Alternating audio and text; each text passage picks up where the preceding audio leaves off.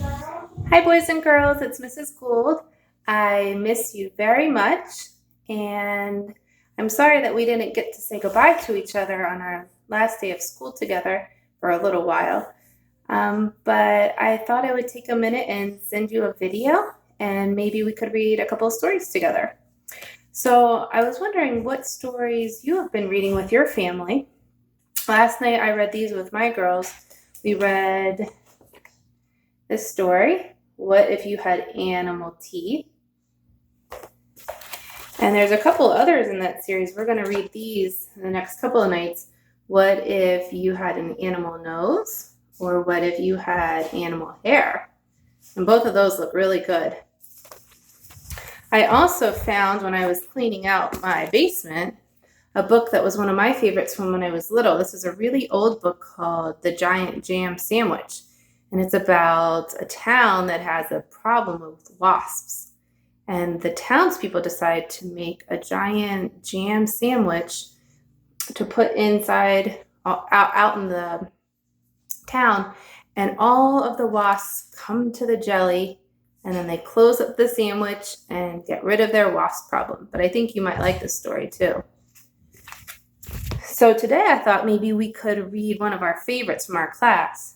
One of our favorites, The Pigeon Needs a Bath. If you remember, we read a couple of these Mo Willems books during P Week because pigeon starts with P, right?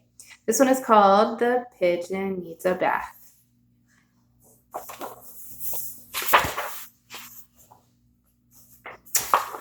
What a kidder. I don't need a bath.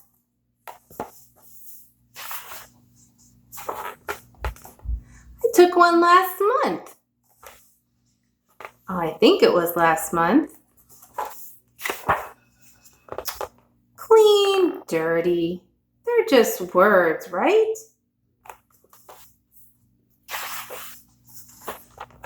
I feel clean. Maybe you need a bath. He doesn't like that idea, huh?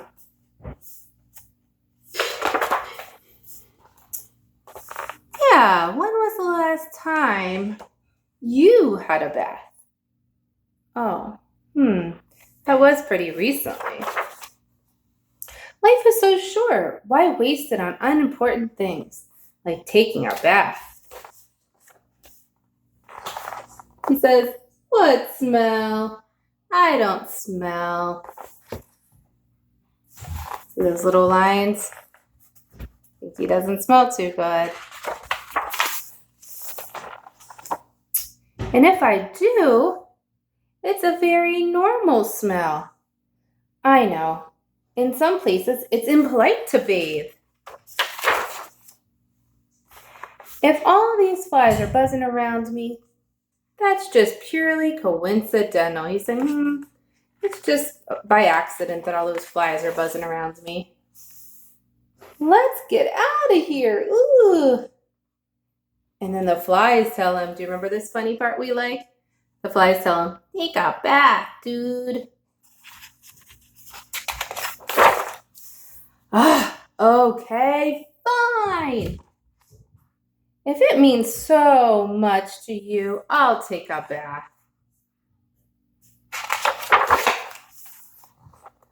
Whoa, I'm not gonna like this one bit. And do you remember this page? It has all the different things that he's telling the man. He says, oh, it's too hot. Oh, too cold. Too deep. Not deep enough. Oh, too hot. Too cold. No, it's too hot again. Oh, no, it's too wet. Too cold. Not enough toys in here. Oh, too many toys. It's still too hot. And then at the end he says, oh, well, I guess it's okay. Here's a funny page. Splash! Hey, he says, this is really fun. Wishy-washy, wishy-washy. I love bubbles. Look at my wrinkly toes. Do your fingers and toes get wrinkly when you're in the tub too long. He says, la la la la la, singing in the bath. Ah, this is the life. Hey, how are you? I'm fine. I'm a fish. So at the beginning of the story, he did not want to take a bath, and now he's really loving it. Then 10 hours later, that's a whole day, he says, can I stay in the bath forever? And there he is, enjoying the bath. So that's pretty funny. So a lot of these books, I know that some of these books you can ask your parents might be online. You could find some of them and to listen to them online. And then I want to read you one other book. This is kind of a serious book, but it's a really important book because it reminds us that even though we're not together in the classroom, we're still connected to each other. And I'm going to read to you about how we are. This is called The Invisible String. Sorry, I think this is backwards for you guys, but I'll then listen. And